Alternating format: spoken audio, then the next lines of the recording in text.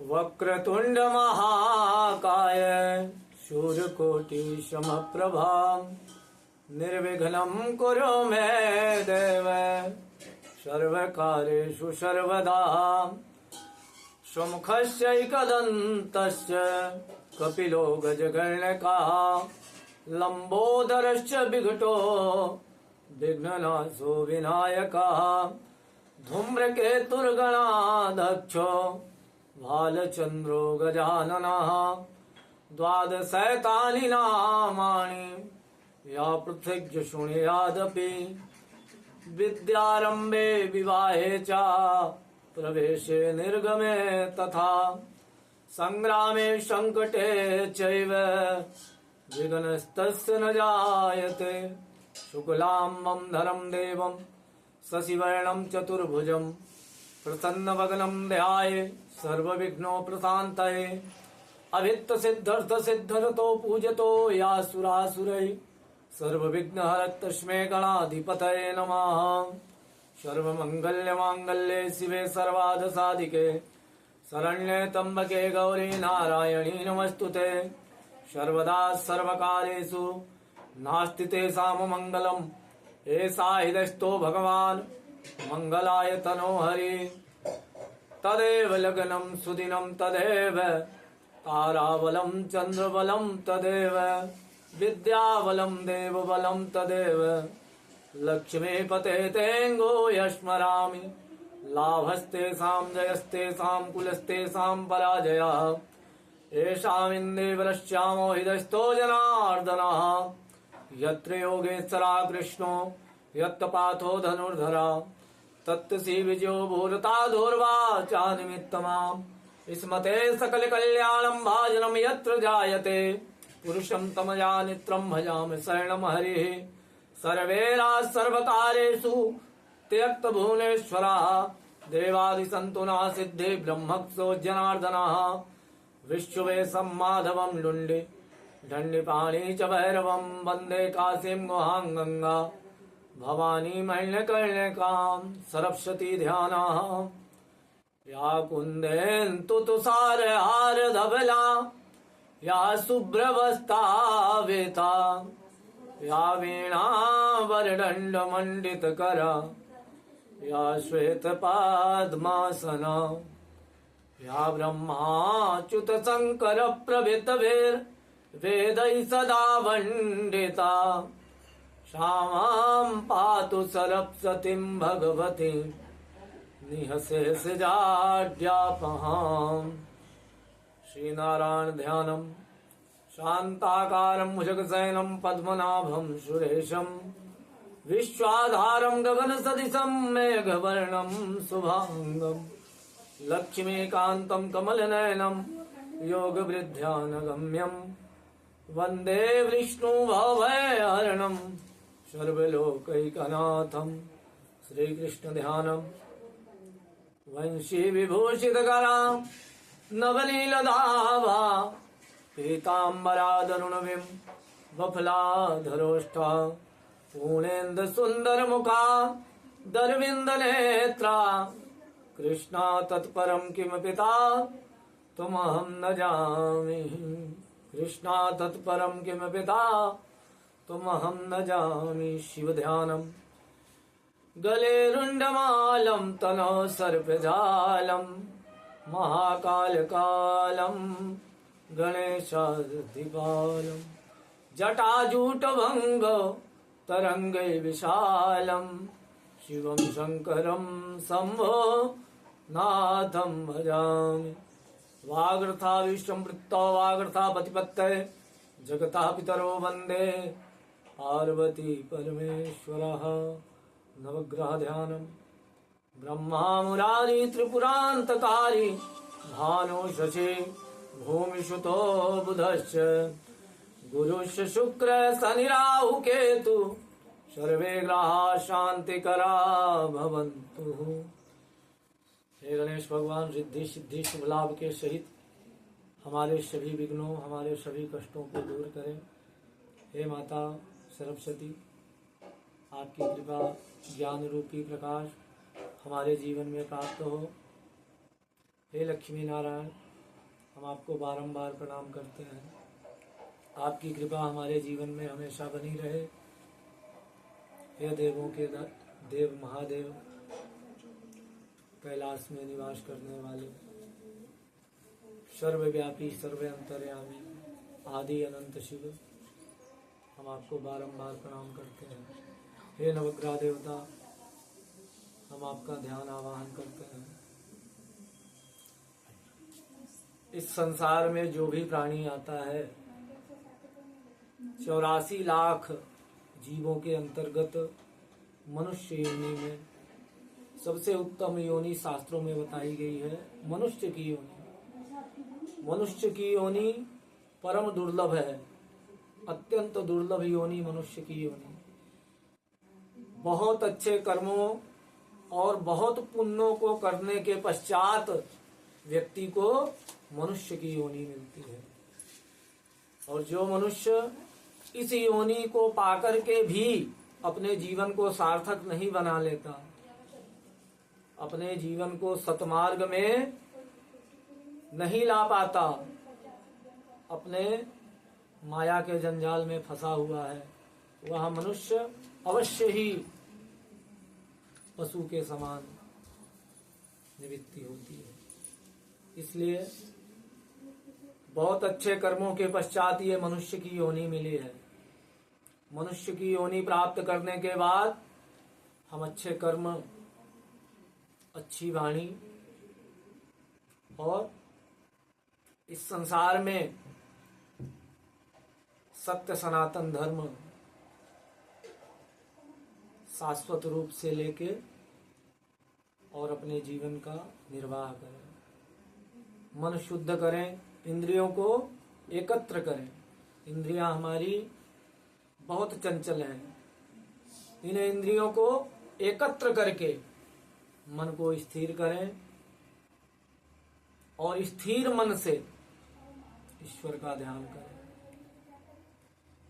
स्थिर मन से, शांति मन से यदि हम ईश्वर का आवाहन करते हैं, ध्यान करते हैं, तभी हमारी अंतरात्मा ईश्वर तक पहुंच पाती है।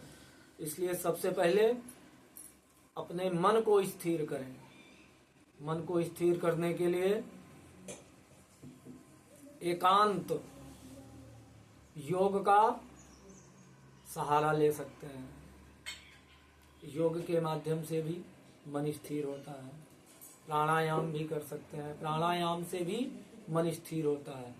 मन स्थिर होने के पश्चात ही हम ईश्वर का ध्यान कर सकते हैं। जब तक हमारा मन स्थिर नहीं है, तब तक हम पूरे जगत का परिभ्रमण करें, हजारों तीर्थों में जाएं, यज्ञ करें, अनुष्ठान करें, बहुत सारे सत्कर्मों को करें, पूजन पाठ, हवन इत्यादि। पर जब तक व्यक्ति का मन स्थिर नहीं है, तब तक उसे इसका फल प्राप्त नहीं होता। इसलिए कि आत्मा से ही परमात्मा का मिलन हो सकता है। स्थान की विशेषता नहीं है, मन की विशेषता है। स्थान कोई भी हो, कहीं भी हो, कैसा भी स्थान हो, यदि उस समय आपका मन स्थिर है,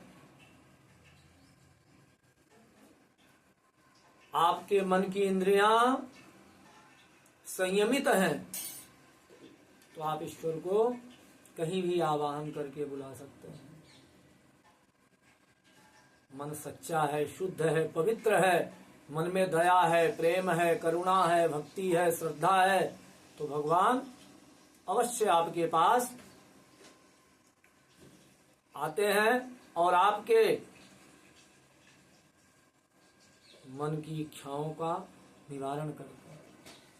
इसलिए सबसे पहले अपनी इंद्रियों को एकत्र करें।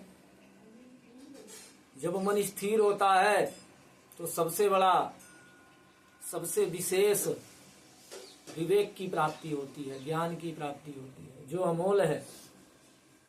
ज्ञान हमारा उस अग्नि के तरह है, चाहे जितना भी ईंधन इकट्ठा कर लिया जाए, जब ज्ञान रूपी ज्योति हमारे अंदर प्रवेश करती है तो बड़े से बड़े ईंधन को जला के भस्म कर देती है। ये ज्ञान का पावर है, ये ज्ञान की शक्ति है। इसलिए अपने इंद्रियों को एकत्र करके सर्वोत्तम सबसे विशेष ज्ञान की प्राप्ति करें। हम अपने बच्चों को, हर माता पिता अपने बच्चों को ज्ञान के लिए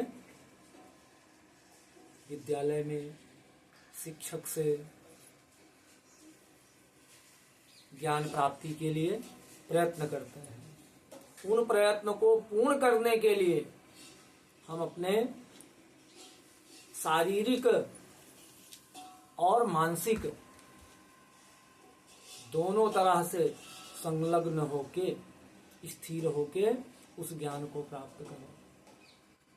ज्ञान किसी के माध्यम से ही प्राप्त होता है।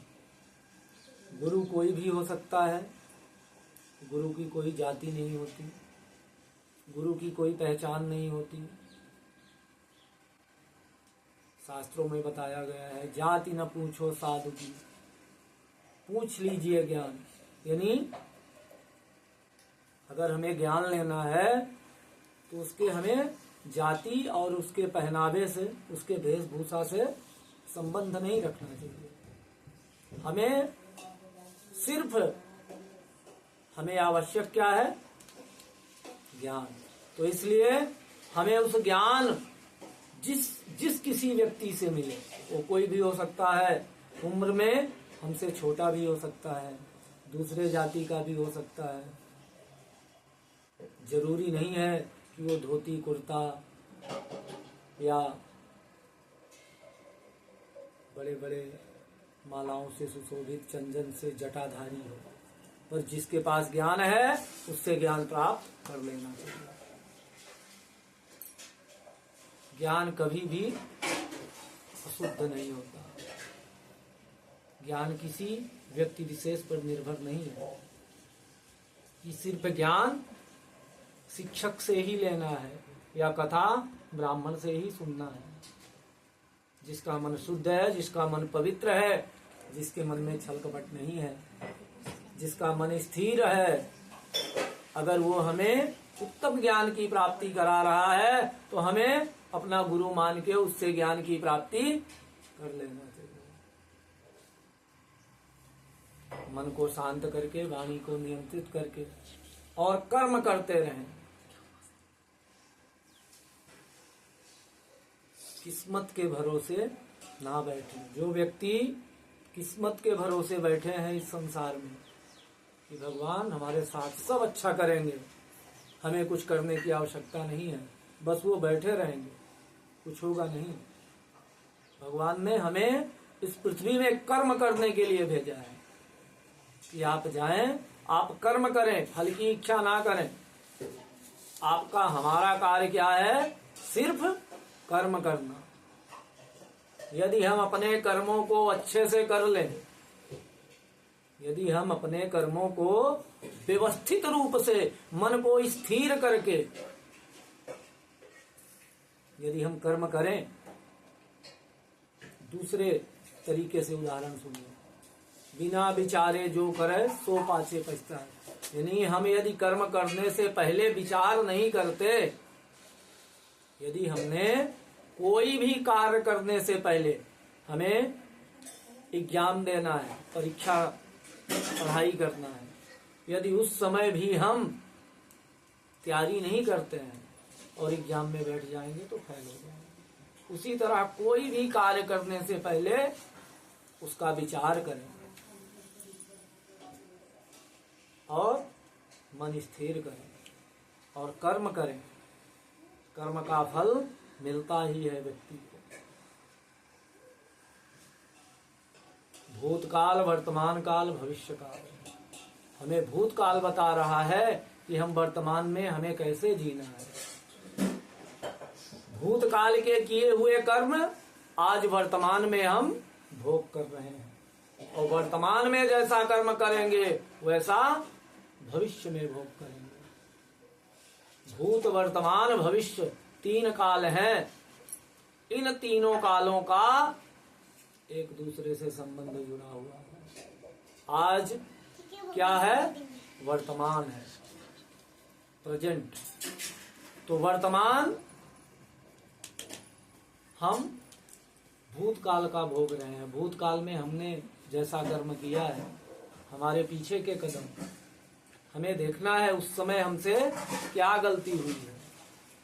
हमें भविष्य के बारे में ही नहीं सोचना है, हमें अपने पीछे के कदमों को भी देखना है कि हमारे पीछे के कदम कैसे हैं, उनमें हमने क्या पाया, क्या खोया, हमने कैसा कर्म किया, जिसका फल आज मुझे ये वर्तमान में प्राप्त हो रहा है।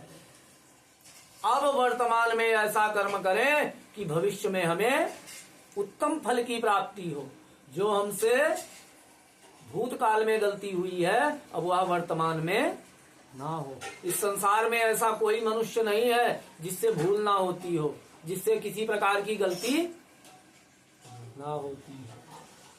पर मनुष्य उसे कहते हैं कि जो अपने वर्तमान में अपने पीछे कदमों को, अपने भूतकाल को देखे और उन गलतियों को वर्तमान में सुधारे, ताकि जो वो गलती का फल आज वर्तमान में भोग रहा है वो भविष्य में ना भोगे।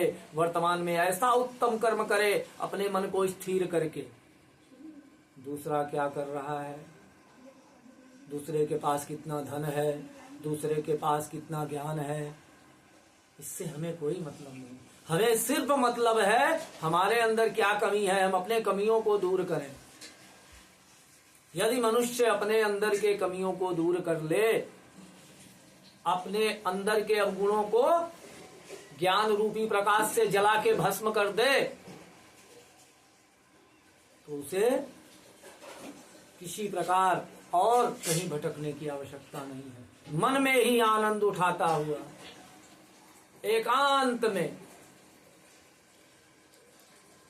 बाहर बहस हो रही है, 4 विद्यार्थी आपस में खेल रहे हैं और एक विद्यार्थी बैठ के ज्ञान की प्राप्ति कर रहा है। वो अपने में ही मग्न है, अपने में ही ज्ञान रूपी आनंद उठा रहा है, मंद मंद मुस्कुरा रहा है और पुस्तकों को पढ़ रहा है। दुखों का पहाड़ टूट पड़ा हो, सुखों की बारिश हो गई हो, पर मनुष्य उसे कहते हैं कि कितना भी दुख आने पर भी विचलित ना हो और सुख आने पर भी विचलित ना हो। वही मनुष्य है। थोड़ा सा सुख क्या मिला, हम अपने आप को भूल गए, अरे मुझसे बड़ा तो कोई है ही नहीं। और थोड़ा सा दुख क्या हुआ, हम टूट गए, अरे अब मेरा कुछ नहीं हो सकता। नहीं, ये मनुष्य का धर्म नहीं है। मनुष्य का धर्म क्या है, सुख आने के बाद भी वैसा रहे और दुख आने के बाद भी वैसा ही रहे, जो सम बराबर रहे। समय तो आता जाता रहता है। एक बालक, छोटा सा बालक है, फिर वो जवान होता है, बुढ़ा हो जाता है। ये शरीर तो बदलता रहता है, कभी जवान है, कभी बूढ़ा हो जाएगा, कभी ये शरीर को छोड़ देगा, पर आत्मा कहीं नहीं जाती। आत्मा का ना जन्म होता है, ना आत्मा की मृत्यु होती है। आत्मा अमर है, आत्मा अमरत्व को प्राप्ति करती है। जैसे आत्मा हमारी क्या है, हम यहाँ बात कर रहे हैं, हमारी आवाज विदेशों में जा रही है, ये क्या है, ये आत्मा ही है। आत्मा ही वाणी का स्वरूप लेती है, तो आत्मा में अत्यंत शक्ति है। वायु को यहाँ पे आना है तो वायु आएगी और हमारे अंदर प्रवेश करेगी और चले जाएगी, हमसे पूछेगी भी नहीं। ये आत्मा स्वरूप है। आत्मा को कहीं आने या जाने के लिए कोई रोक टोक नहीं होता। आत्मा के पास अनंत पावर है और आत्मा का स्वरूप ऐसा है कि हम सोच भी नहीं सकते। सूक्ष्म से सूक्ष्म, छोटा से छोटा आत्मा को हम देख नहीं सकते इन 2 आंखों से, उसके लिए तीसरी आंख चाहिए। इसलिए अपने आत्मा के अधीन हो। आत्मा ही शरीर को चलाती है, शरीर आत्मा को नहीं चलाता। परिवर्तन शरीर में होता है। इस पृथ्वी में परिवर्तन संसार का नियम है।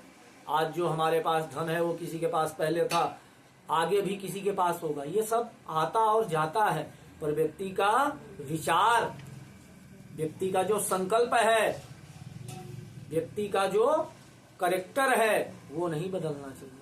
अगर व्यक्ति समय आने पर, सुख आने पर उसका कैरेक्टर बदल जाए या दुख आने पर बदल जाए तो वो व्यक्ति नहीं है, उसे मनुष्य नहीं कहा जा सकता। इधर अच्छे व्यक्ति का सहारा मिले तो अच्छे व्यक्ति का साथ, और दुष्ट व्यक्ति का सहारा मिले तो दुष्ट व्यक्ति का साथ, वो मनुष्य नहीं है। मनुष्य वो है जो उसके कैरेक्टर में है, जो उसके हृदय में है, उसको कायम रखे। सुख दुख हानि लाभ जीवन मरण ये सब आते हैं और चले जाते हैं। समुद्र को भी सुखाया जा सकता है, पहाड़ में भी खंडन किया जा सकता है, पर आत्मा का खंडन नहीं है। सब चीजें आती हैं और चली जाती हैं, इससे हमें परेशान होने की आवश्यकता नहीं है। हम अपने मन को अधीन कर लें, वो ना आता है ना जाता है। आत्मा जो हमारी है, ना वो कभी आती है ना जाती है, वो सर्वत्र है।